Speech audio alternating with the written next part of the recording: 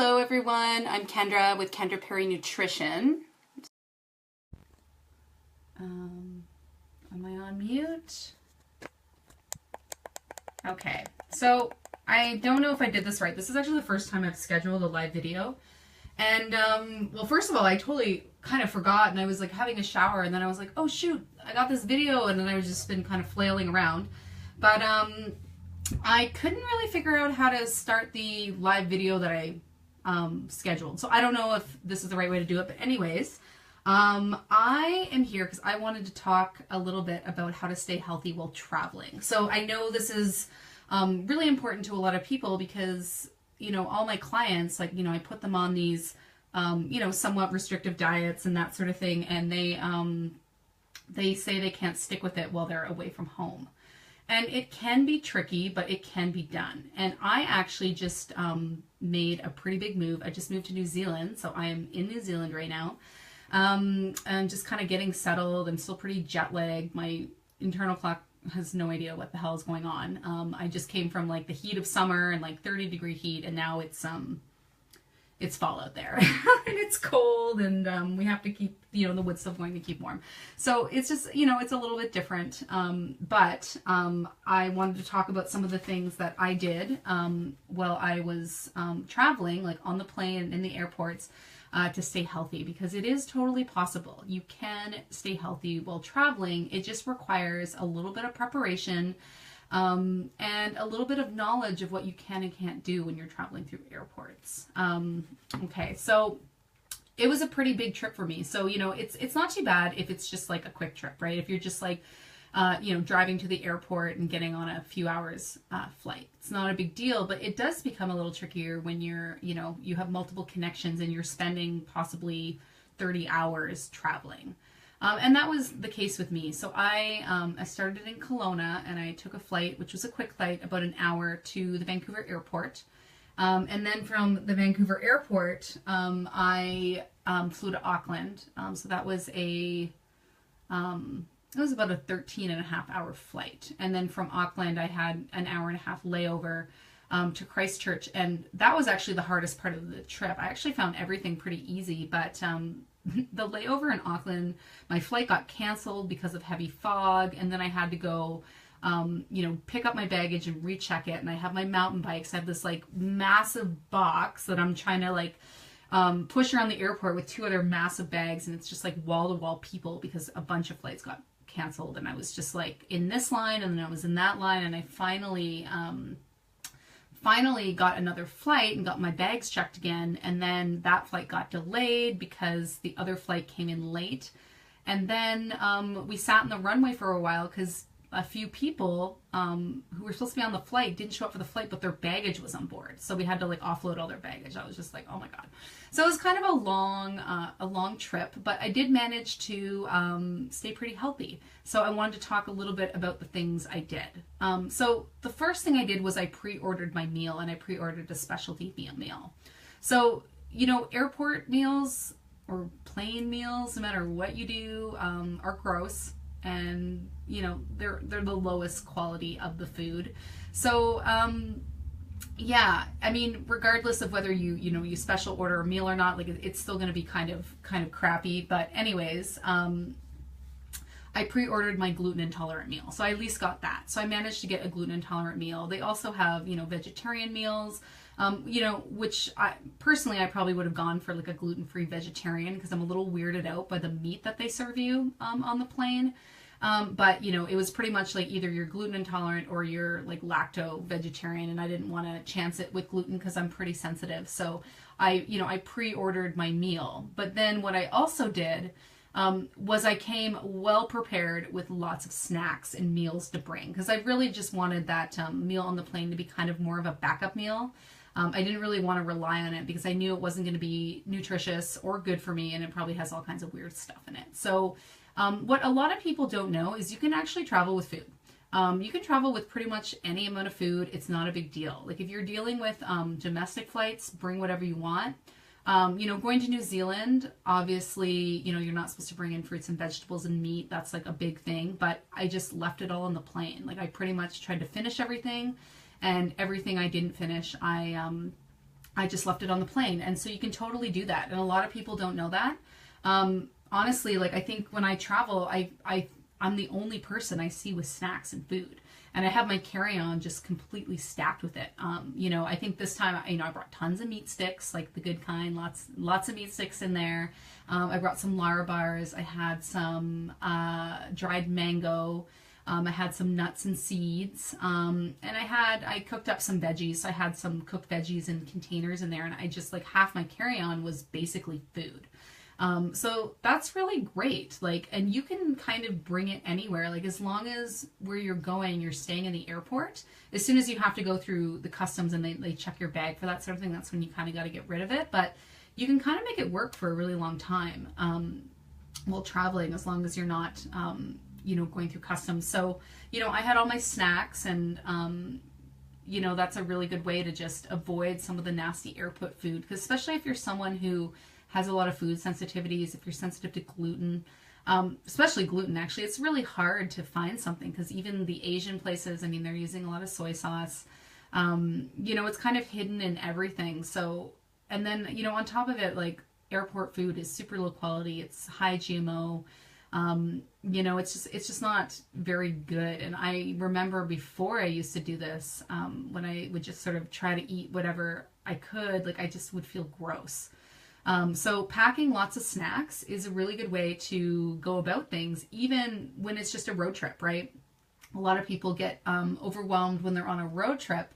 You know, they're like, oh, well, they don't know what to eat. But honestly, you just need to bring lots of snacks. And you can totally do that. You know, get your sweet lunchbox, get all your snacks. And every time you see a grocery store, just stop in, you know, stock up with veggies and crackers or yogurt or whatever it is to kind of keep you going, and then that avoids you having to eat at some of those nasty fast food places. So, you know, snacks is my number 2 tip. So number 1 was pre-order meals, and number 2 was lots of snacks. So the third one is to walk, to use that time that you're in transit, that you're waiting between flights, to walk around. You know, I think the most unhealthy thing we do while traveling is we're just kind of sitting and we're stagnant. And, you know, we kind of get all cramped up. And, you know, if we're doing like 30, 40 hours of time in transit, I mean, like, that's a lot of time to just be sitting around. So you can kind of use that time to just walk around. So that's what I do. You know, I have my little wheelie carry-on, which is really convenient, and I love it for that. And that's actually why I bought it, was because, you know, I usually be hauling around some super awkward bag and it'd just be like digging into my shoulders and I'd be in so much pain. So I didn't really want to move around too much. So I find just, you know, having your little wheelie carry on, and you can just cruise around the airport. So unless you're in a rush, don't take the escalator, don't take those moving sidewalk things. Just walk around, you know, do some window shopping, you know, check out different places, you know, go from one place to another, and just, you know, do some people watching and then walk to another place. So you can actually get a fair amount of exercise when you're hanging out in airports. So I definitely recommend walking around. So that is my sort of number 3 tip. So number 1 was, of course, the pre-order your meals in advance. So, you know, get something that's going to accommodate your sensitivities, and, you know, try to pick something that's possibly going to be the healthiest meal. Number 2 is to pack snacks, and lots of them. And number 3 is to walk. Okay, and this brings us to my 4th tip. And this is actually to opt out of the body scanner, the full body scanner, and the x-ray machine. And so a lot of people don't know you can actually do that, but it's not mandatory. It's completely optional, and you do not have to go through it. And honestly, I think it's really important to not go through it because, you know, radiation is cumulative. And when you're in an airport and you're traveling, you're getting a lot of radiation, you know, from all the Wi-Fi and the instruments from the plane. You know, you're getting a lot of exposure, and that x-ray machine is not good for you. So if I were to be pregnant, they wouldn't even let me go through it, right? Like, it's not, pregnant people are not supposed to go through it. But of course, once your kid is like 1 year old, and once, you know, we're adults, they don't even blink an eye. But you can imagine if radiation can affect, you know, a growing fetus in a womb, then it can definitely affect your health. Radiation is not good for you. So my advice is just to opt out. So once you put your stuff through security, all you need to do is just say, hey, I want a body pat down, or I want to opt out. And, you know, sometimes they'll, you know, they'll act all inconvenienced, and you know, if you're a female, they're going to have to find you a female employee and a male employee for males, that sort of thing. But it's not a big deal. And actually, the last time I went, and you know, like I said, normally people act all inconvenience and they're like, oh my god, we gotta pat down this girl. But the last time I went, the guy actually, he was actually like, I think you made a really good choice. I was like, really? And he's like, yeah, I think everyone should make that choice. So, you know, I think it is a really good choice to make, and it's easy. You know, it doesn't take that much longer. I mean, sometimes you have to wait for a little bit. But honestly, like, especially if you're someone who's flying a lot, I think it's a really good choice to make. Just don't go through the X-ray machine or the full body scanner. You don't have to. It's not mandatory. So that is my fourth tip, is to opt out of the body scanner and the X-ray machine. Okay, so fifth tip is you can actually take a supplement to help prevent your body from taking up radiation. And this is especially important for the thyroid. Your thyroid gland, which is right in your throat here, it tends to suck up a lot of the radiation. And it's implicated in a lot of thyroid cancer. So you can actually take potassium iodide, and that will actually prevent your body, and specifically your thyroid, from uptaking radiation. So you do about 100 milligrams. You can take it 48 hours before you travel and 8 hours after, and that will actually help prevent your body from taking up radiation. So that's a really good thing to do as well. So yeah, those are kind of my 5 tips. You know, I think it does require a bit of pre-planning and a bit of thought, but it's totally possible to do. I mean, I do it all the time, so you can too. You just got to kind of plan a bit in advance. So you got to, you know, call up the airline and request your, you know, your gluten-free or dairy-free meal, whatever it is. You got to pack a little snacks. You got to go to the grocery store and, you know, pack some snacks and put them in your carry-on. And then, of course, remember to leave them in the airplane if you're going into a foreign country. You can opt out of the X-ray machine. You always should. Always opt out. You know, it's cumulative. It's terrible for your health. And if you're someone who flies a lot, then, you know, it's extra important to opt out. And then, of course, you can take potassium iodide 48 hours beforehand and 8 hours afterwards at 100 milligrams. And that will help you, help prevent you from taking up that radiation. And I actually have one more thing on my list here. So I guess I have 6 tips. So my 6th tip is to, you know, bring a water bottle and a travel mug. You know, a lot of the, you know, and make sure to buy bottled water. So, you know, don't drink tap water. If you sit in a restaurant, airport water is just full of chlorine. It's full of chemicals. It's full of radiation. It's full of heavy metals.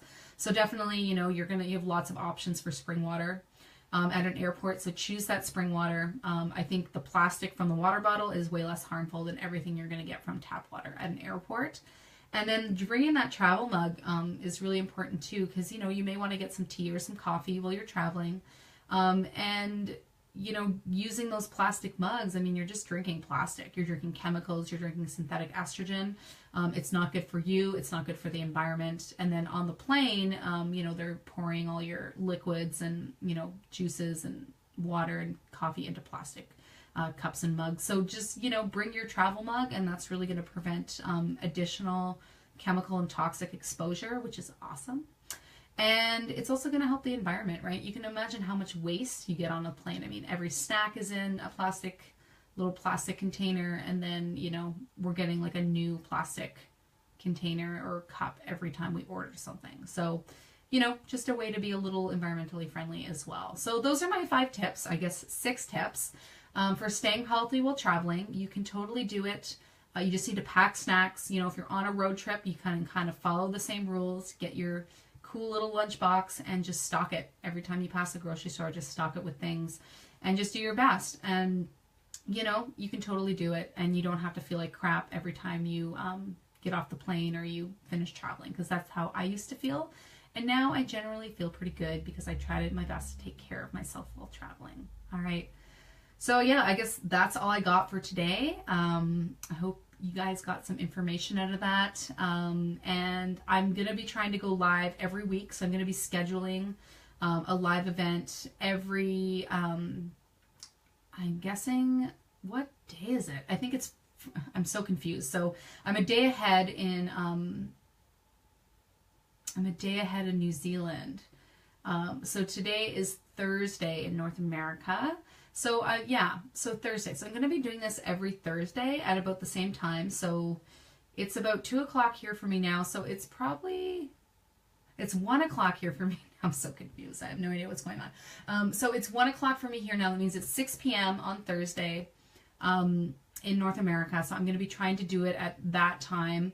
But I might actually move it to Wednesdays. But anyways, I'm going to be pre-scheduling all of these. And for next time, I'm going to actually try to figure out like how to do this right. Because I kind of don't think I did it right. But yeah, I'll have a new topic next week. So make sure to tune in. Yeah, really excited that you guys are all here. And I hope you learned something. So I'm Kendra Perry Nutrition at kendraperry.net. And I'll talk to you next time.